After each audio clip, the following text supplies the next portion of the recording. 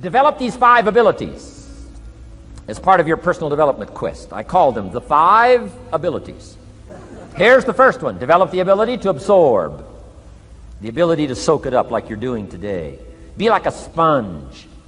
Don't miss anything. And not just the words. It's true, don't miss the words, but don't miss the atmosphere. Don't miss the color. Don't miss the scenario. Don't miss what's going on.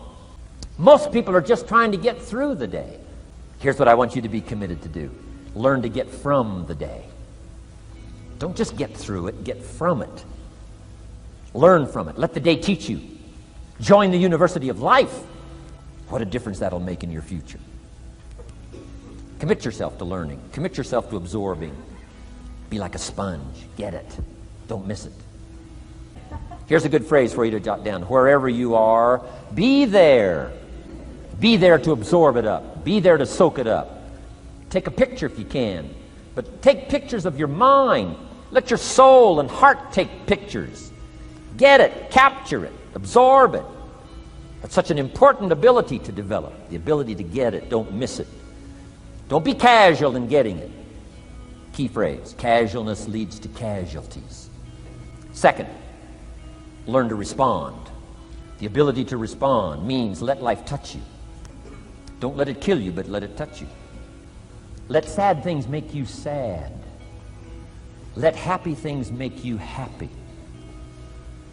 I'm telling you, give in to the emotion. Let the emotion strike you, not just the words, not just the image. Let the feeling strike you. Let the emotion strike you. Here's what's important. Our emotions need to be as educated as our intellect. Our emotions need to be educated as well as our intellect. It's important to know how to feel. It's important to know how to respond. It's important to let life in. Let it touch you. I'm the greatest guy in the world to take to the movies. I get into a good movie. I want a good movie. Make me laugh, make me cry, scare me to death, teach me something, take me high, take me low. Just don't leave me as I was when I came in. Touch me. Do something to me. I picked up the newspaper in Australia. The advertisement says, see Dr. Zhivago on the big screen. So I go one more time, see Dr. Zhivago, and sure enough, I'm swept away one more time. Story of the Russian Revolution, Dr. Zhivago, and that whole scenario. Comrade General said, Tanya, how did you come to be lost? After he'd found her, right? Said, how did you come to be lost? And she said, well, I was just lost. He said, no, how did you come to be lost? She said, well, we were, the city was on fire when we were running to escape, and I was lost. He said, no, how did you come to be lost? And that's what she didn't want to say. He finally pressed her again, how did you come to be lost? And she said, well, while we were running through the city and it was on fire, my father let go of my hand, and I was lost. That's what she didn't want to say. Comrade General said, Tanya, that's what I've been trying to tell you. Komorowski was not your real father. He was not. I'm telling you, I've been looking all over for you, and I think I found you. This man, my relative, Dr. Zhivago, the poet, I'm telling you, he was your father. And Comrade General said, Tanya, I promise you this, if this man, your real father, had been there, I promise you, he would never have let go of your hand. And I got it. This time I got it. I'm asking you to get it. Absorb and respond. We've covered the first 2 abilities in the personal development quest. One is the ability to absorb, don't miss anything, pay attention. Good watchword for the 90s, pay attention. Things are moving so fast these days, you got to pay attention, pick it up, soak up the colors, soak up the sounds, soak up what's going on. Second, respond, let life touch you. Let the emotions affect you as well as the sights. Now here's the third ability. Develop the ability to reflect. Reflect means go back over. Study it again. So that the day locks in firmly. Here's some good times to reflect. 1, at the end of the day. Take a few minutes at the end of the day. Go back over the day. Who'd you see and what'd they say and what happened? How'd you feel? What went on? So that you capture that day. A day is a piece of the mosaic of your life. Number 1, don't treat it casual. Number 2, get from the day. And then number 3, go back over the day so that it locks in. that experience, the knowledge, the sights, the sounds, the panorama, the color motion picture of the day. Just lock it in so that it will serve you for the future, having that day, not missing it. Next, take a few hours at the end of the week, called time to reflect. Go back over your day timer, go back over your calendar, go back over your appointment book. Where did you go and who did you see and how did it feel and what went on?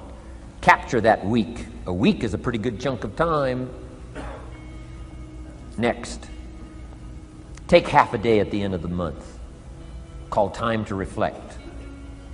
And do the same thing again. Go back over what you read, go back over what you heard, go back over what you saw. Go back over the feelings to capture it so that it serves you. Take a weekend at the end of the year to establish this year now firmly in your consciousness, firmly in your experience bank, so that you've got it, so that it never disappears. Good ability to acquire, the ability to reflect. Go back over. Remember. Remember. Remember. It's so valuable to be able to remember the thought, remember the idea, remember the experience, remember the occasion, remember the day, remember the weather, remember the emotion, remember the complexity, remember the highs, remember the lows. So valuable at the end of the day. Lock that day in.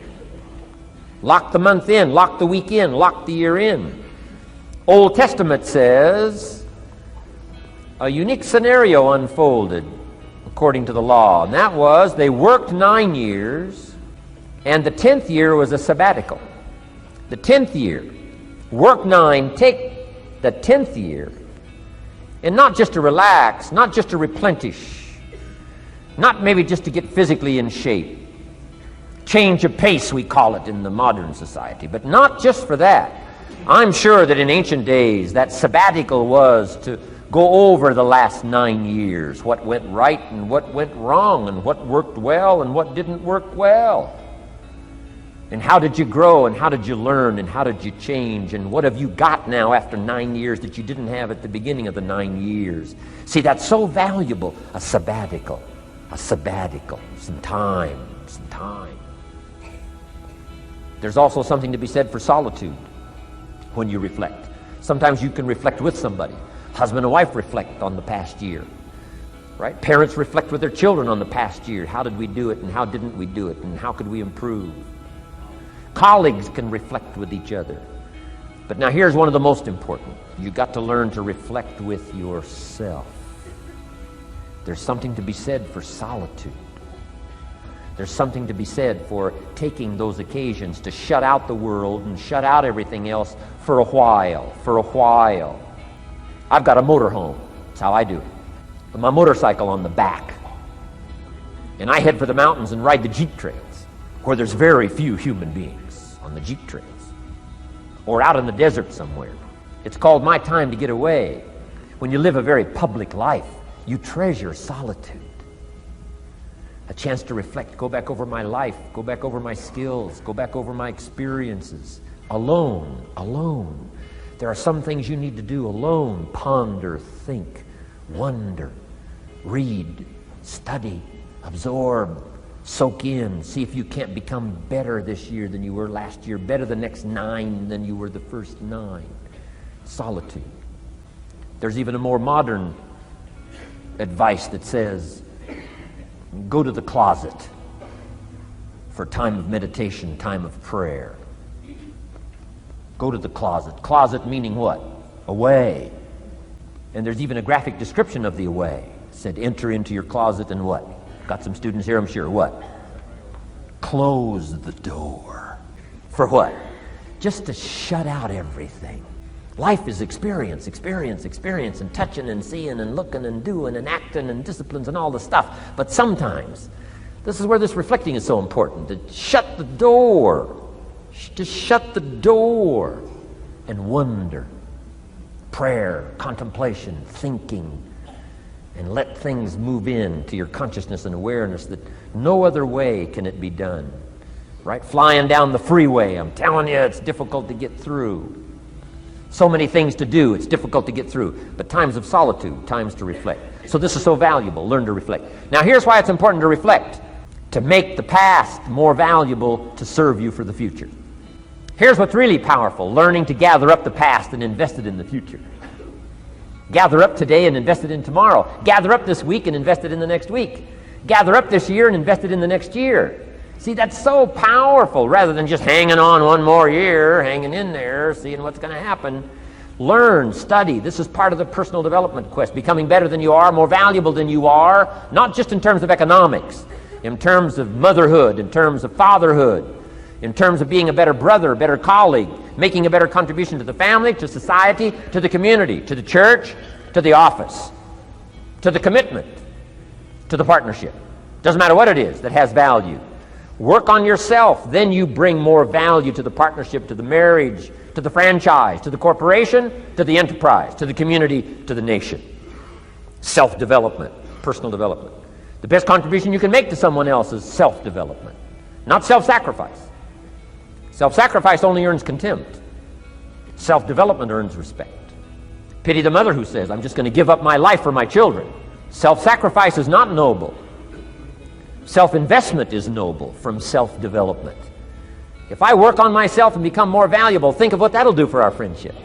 I used to use the old expression, you take care of me and I'll take care of you. I found out how shallow and short-ended that was. And I changed it to read like this, I'll take care of me for you, if you will please take care of you for me. And this is part of it, the personal development, that we work harder on ourselves than we do on our job. Now we bring that to the friendship. Now we bring that to the marriage. Now we bring that to the family relationship as a father, as a mother. And we develop the strength and we develop the power. That's key. And it takes, I think, this scenario of disciplines, these abilities, to acquire those gifts and those skills, that value, so that we bring more. Now, we bring more to the next week. We bring more to the next month. We bring more to the next year if you follow this absorb, respond, and reflect.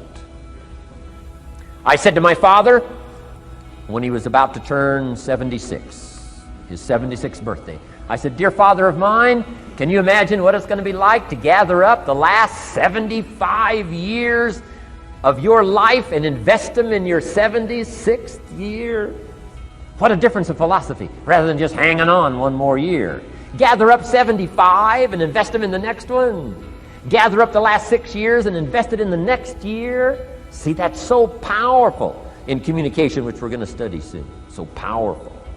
So consider this. 1, the ability to absorb. 2, the ability to respond. 3, the ability to reflect. Here's number 4, develop the ability to act. Take action. Not hasty if it isn't required, but don't lose much time. Here's the time to act. When the idea is hot and the emotion is strong. That's the time to act. You say, Mr. Rohn, I'd like to have a library like yours. See, if you feel strong about that, what you got to do is get the first book and then get the second book. Before the feeling passes and before the idea gets dim, action pronto, action immediate, action as soon as possible. Because if you don't, here's what happens. We call it the law of diminishing intent. We intend to when the idea strikes us. We intend to when the emotion is high. But now if you don't translate that into action fairly soon, now the intent starts to diminish. And a month from now it's cold. A year from now, can't be found. So act. Set up a discipline when the emotions are high and the idea is strong and clear and powerful. That's the time to set up the discipline. Somebody talks about good health and you're stirred. Says, right, I need to get a book on nutrition. Get the book before the idea passes and before the emotion gets cold. Go for the book. Start the library. Start the process. Fall on the floor. Do some push-ups. Action. Got to take action. Otherwise, the wisdom is wasted. Otherwise, the emotion soon passes. Unless you put it into a disciplined activity. Capture it. Disciplines is called how to capture the emotion and how to capture the wisdom and translate it into equity. Disciplines. Now here's what's important about disciplines. All disciplines affect each other. In fact, here's a good philosophical phrase. Everything affects everything else. Nothing stands alone. Don't be naive in saying, well, this doesn't matter. I'm telling you, everything matters. There are some things that matter more than others, but there isn't anything that doesn't matter. We all pity the man who says, well, this is the only place I let down. Not true. Key to take home. Every letdown affects the rest of your performance. Every letdown affects the rest. This is part of the educational process on personal development. If you don't take the walk around the block, you probably won't do the apple a day. If you don't do the apple a day, you probably won't start building your library. If you don't build your library, you probably won't keep a journal, and you won't take pictures, and then you won't do this, you won't do wise things with your money, won't do wise things with your time, won't do wise things with your possibilities and relationships, and the first thing you know, 6 years of that accumulated, and we say you have messed up. So the whole key to reversing that process now is to start picking up these disciplines. Now here's the positive side. Every new discipline affects the rest of your disciplines. Every new one affects the rest. That's why action is so important. The least action, the smallest action. Take it. Because when you start accomplishing and the value starts to return from that one action, it'll inspire you to do the next one and the next one and the next one. You start walking around the block, it'll inspire you to get an apple. Get an apple, it'll inspire you to get a book. Get a book, it'll inspire you to get a journal. Get a journal, it'll inspire you to grow, develop some skills. All disciplines affect each other. Every lack affects the rest. Every new affects the rest. The key is to diminish the lack and set up the new. And you've started a whole new life process. Key. Also, one more thought on discipline. Here's the greatest value of discipline. Self-worth. Self-esteem. People are teaching self-esteem these days, but they don't connect it to disciplines. The least lack of discipline, and it starts to erode our psyche. One of the greatest temptations is to just ease up a little bit. The slightest lack of doing your best starts to erode the psyche. Instead of doing your best, doing just a little less than your best. Sure enough. You say, well, it's just going to affect my sales. No, it's going to affect your consciousness. It's going to affect your philosophy. Now you've begun in the slightest way to affect your own philosophy. Here's the problem with the least neglect. Neglect starts as an infection. And if you don't take care of it, it becomes a disease. And one neglect leads to another. And the worst of all, when neglect starts, it diminishes our self-worth, our self-confidence, our self-value. You say, well, how can I get back my self-respect? I'm telling you, you don't have to go to 29 classes. All you have to do is start the smallest discipline that now corresponds to your own philosophy, like I should, and I could, and I will. No longer will I let neglect stack up on me so that I will have the sorry scenario 6 years from now, giving some excuse instead of celebrating my progress. That's the key to discipline. Let's get kids involved in the least of disciplines. One more, and then one more, and then another one, and then another one, and then some more. And the first thing you know, you're starting to weave the tapestry of a disciplined life into which you can pour more wisdom and more attitude and more strong feeling, more faith and more courage. Now you've got something, a vessel in which to put it, and now the equities start to flow. And the early return, I'm telling you, if you'll start this process, the early return will have you so excited, you'll commit yourself to this strategy for the rest of your life. You'll never go back to the old ways. Join a new crowd, join a new group. The disciplines to do it, take action.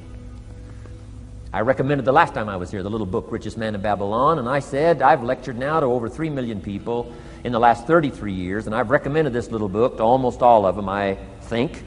Guess how many have actually gone and got this little book? Answer, very few. My best guess is 10%. Such an easy thing to do. In that last seminar, right, I suggested this little book, number one, is easy to find. Number two, it's easy to buy. The most you can pay for it, $6, $7, $8. You can borrow that from your kids. And number three, it's easy to read. It's in story form. That's why I use it for teenagers, teaching them how to be rich by 40, 35 if you're extra bright, much sooner if you find a unique opportunity. But if it's easy to find and easy to buy, and if it's easy to read, why wouldn't everybody go get it? We don't know. What do you know? You don't know. I don't know. Nobody knows. Here's how profound it is. Some do and some don't. Now here's the numbers. About 10% do. 90% don't or won't. And we don't know the mystery of that. And I'm telling you, 10 years from now, those numbers will still be the same. 10% will, 90% won't. The numbers don't change. Only the faces change. You're looking at one of the faces. I used to belong to the 90%. who couldn't be bothered even if it was easy. Guess how many people have a library card? Wisdom of the world available. Transform your life in any value amount you want. By the way, how much is a library card in Texas?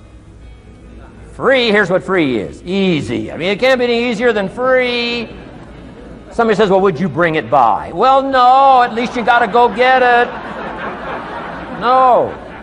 Wisdom of the world available. Transform your life spiritually, socially, personally, economically, and every other way. Teach you how to be rich and powerful and sophisticated and healthy, influential. How many people have a library card? Answer, 3%. 97% couldn't be bothered. Guy specializes in happy hour, but he doesn't have a card. And now readily and quickly blames the government and blames his company and blames policy and blames the pay scale. When if he only knew, if he joined the 3%, here's my advice to you today. Walk away from the 97%. Don't talk like they talk. Don't act like they act. Don't go where they go. Don't specialize in what they specialize in. Throw away the blame lists they cling to. Start you a new life.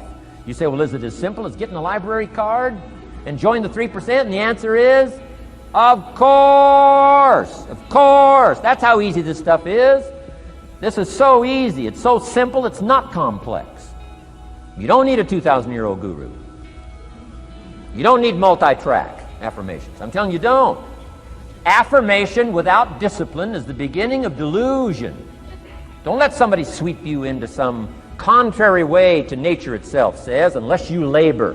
The miracle of the seed and the soil and the seasons and God and all the other stuff that's available, sunshine and rain, that's not available to you by affirmation. It is only available to you by labor. So labor well, learn well, discipline yourself well, and you can have all the treasures you want. This stuff's easy and simple. It's not ocean waves and seagulls. You don't have to move to Sedona where all the force fields come together in Arizona. Let's teach our kids the simple ways to transform their health, number 1.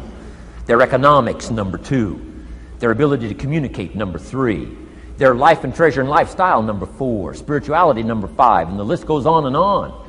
Let's not leave out any of the least of disciplines that encourage us to do the next one, to do the next one, to do the next one. First thing you know, this whole scenario for you is spinning up instead of out of control on the negative side. This is all you got to do. It's as simple as this. It's as simple as a start, committing yourself to life change. And once you start down this road, I promise you, you'll join the 10% and the 3%. We're going to talk financial independence in just a little while. Guess how many people can retire from the income of their own personal resources when it comes time to retire? Answer, 5%. In the most independent country in the world, 95% are dependent, 5% are independent.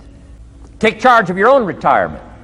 I'm telling you, if you take charge of your own retirement through personal development and all these skills we've taught today, plus what's coming up, financial independence, I'm telling you, take charge of your own retirement, you can multiply it at least by 5, maybe by 10, maybe by 20, maybe by 100.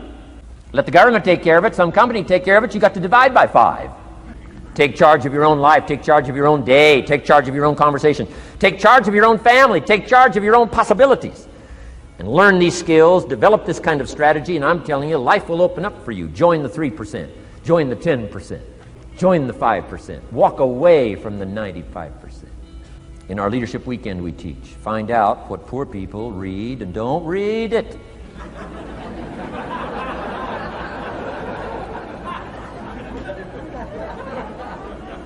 I'm telling you, don't talk like they talk.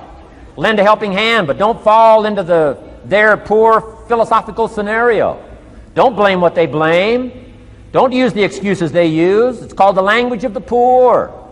Switch gears, switch language, switch ideas, switch strategy. Start with the simplest of disciplines. And don't be mean any of these disciplines. The smallest of disciplines starts the process of life change. And if you'll invest in this thing called discipline, you can have whatever you wish. It's called the beginning of a miracle. Now here's the last clue on discipline. Do the best you can. We covered earlier, but here's a good scenario for the do the best you can. I've got a good question for you. Is the best you can do all you can do? And the answer is no. Strangely enough, if we all fell on the floor right now and did as many push-ups as we possibly could, and let's say for some reason you haven't been into push-ups lately, I can't imagine why, but let's say the best you can do is 5. And you look up at the rest of us and say, hey, 5 is the best I can do. We can tell by the look on your face that's probably true. 5 is the best you can do. Now, is 5 all you can do? The answer is no. If you rest a little, you can do 5 more. And if you rest a little, you can do 5 more. And if you rest a little, you can do 15 more. How did we get from 5 to 15? It's a miracle. And if you rest a little, you can do 15. Rest a little, you can do 15. Rest a little, you can do 20. How did you get from 5 to 20? It's a miracle. Did you know you can keep doing that? Do a little more, rest a little, do a little more, rest a little, and finally get up to 50 push-ups? Is it possible to get up to 50 push-ups? Of course. How do you go from 5 to 50? It's a miracle. How do you get a miracle going? Number 1, do what you can. Don't leave out what you can, from writing a letter to your mother in Florida. Start cleaning it all up. 2, doing the push-ups. Go from 5 to 50. It's a miracle. Number 1, do what you can. Number 2, do the best you can. Here's number 3, rest very little. Don't rest too long. Why? The weeds take the garden. Kids have got that figured out. You can't rest too long. Here's the clue. Make rest a necessity, not an objective. The objective of life is not to rest. The objective of life is to act. Think of more disciplines. Think of more ways and means in which to use your own wisdom and your own philosophy, and use your own attitude, your own faith, your own courage, your own commitment, your own desires, your own excitement. Invest it, invest it, invest it, invest it in discipline so that it's not wasted. The smallest of discipline. Thereby transform your life. Join the 5%, join the 10%, join the 3%. Guess when I went and got this little book, Richest Man in Babylon? The same day I heard about it. I went and got it. Somebody says, well, Mr. Rohn, does that make you different than most other people? And the answer is yes. Somebody says, well, why is that? We don't know. We don't know. What do you know? You don't know. I don't know. None of us knows. Some do and some don't. The numbers don't change. Only the faces change. From those who get in on a seminar like this, listen to a dynamic sermon, read a book, listen to some cassettes, take seriously the next conversation of a friend who wants to level with you, and do something about it. And you can walk away from the 97%, not live there anymore. Because if you don't, the next 6 years of your life will be like the last 6. Mr. Shoaff said to me, Mr. Rohn, 6 years now you've been working. I'm telling you, the next 6 years of your life is going to be like the last 6, unless you take advantage and start making these personal changes. I made the changes, totally revolutionized my life. So take a look at the next 5 years of your life. It's going to be like the last 5, unless you change. And if you will change, everything will change. Join the 5%. 10 years from now, the numbers are going to be the same. But I'm telling you, some faces in this audience can change and start showing up in the 3% crowd, and the 5% crowd, and the 10% crowd, and thereby dynamically affect your life and your future. Develop these strengths. Now here's the last ability. Develop the ability to share. Pass along to someone else. If you've picked up a good idea today, pass it along. Don't let it stay. Pass it along. A book, if you take one of these little books I've suggested home and it affects you, pass along. Say, hey, I found a book, really helped me. I found a book, got me thinking. I found a book, changed my health. I found a book, got me inspired. Pass it along, pass it along, pass it along. Here's what's exciting about sharing. If you share with 10 different people, they get to hear it once, you get to hear it 10 times. So it's probably going to do more for you than it is for them. But it's called what? Everybody wins. When somebody shares, everybody wins. Wow. Share your ideas, share your experiences, share your knowledge. You can have just as much pleasure as I do. I said, giving this seminar, this is one of my joys in life. Give a seminar like this, make the best investment I can of words and spirit and heart and soul and time, energy. I don't have to work this hard. But I gladly work this hard. Why? I want the return. Your words touch my life. See, that's heavyweight stuff. You can't buy it with money. But I'm telling you, you can get the same thing started by recommending a book. Somebody will read that book, and then they'll read another one, and they'll read another one, and they'll come to you someday and say, you got me started. That book you recommended turned my lights on, turned my mind around, got me thinking, got me pondering, and I've been on track ever since. You can get just as much praise as I do if you'll share. Share with your children. Share with your colleagues. Share with everybody that comes within your grasp. Share. Now here's what sharing does. Not only helps you, helps the person you share with, here's what else it does. It makes you bigger than you are. If I had a glass of water up here and it was full, question, can that glass hold any more water? If it's full, if the glass is full, can it hold any more water? The answer is yes. But for it to hold more, you got to pour out what's already in. That's what I'm asking you to do. If you're full of ideas, if you're full of good things, I'm asking you to pour it out, pour it out, pour it out. Why? I'm telling you, more will be poured in, poured in, poured in. Next, when you do pour out, you become bigger. It's not like a glass that stays the same. Human beings have the ability to grow in consciousness and awareness and capacity. It's unlimited capacity. I found out kids don't lack capacity. In Europe, the kids speak what? 2, 3, 4, 5, 6 languages. When I grew up, my father spoke German, never taught me. My mother spoke French, never taught me. They were trying to get away from all the old world languages back then. Had no concept how valuable languages were going to be in the future. Just didn't know. So they abandoned the German, abandoned the French. I could have learned all 3 languages instead of just English. My girls went to school in Beverly Hills. They've turned that around. In first grade now in Beverly Hills school system, they offer 3 languages besides English. French and German, Spanish. Why? Because kids can learn 2 languages just as easy as 1. Question, how many languages can a child learn? Here's how many. As many as you'll take the time to teach them. They do not lack capacity. They only lack teachers. And I'm telling you the same thing is with you. You don't lack capacity. But here's how you expand your capacity. And that is to share what you've got. Now you get bigger. Share some more, now you get bigger. I'm here for a very self-interest reason. If I share with you, my consciousness grows. If I share with you, I get to hear this again. Somebody asked me not long ago, said, Mr. Rohn, how are you doing with all this stuff? You get on everybody's case pretty hard.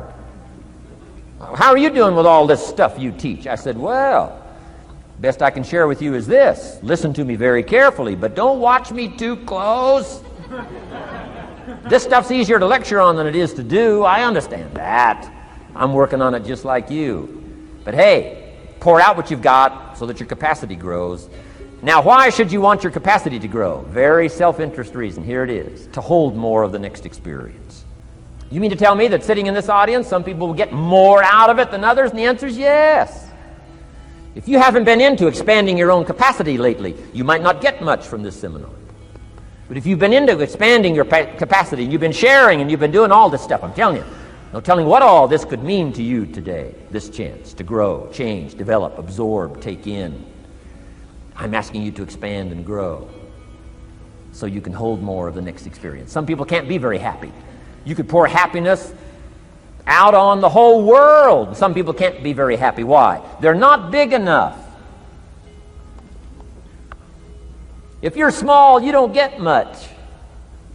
Small in comprehension, small in the ability to think and wonder, small in appreciation, no matter how much is poured out.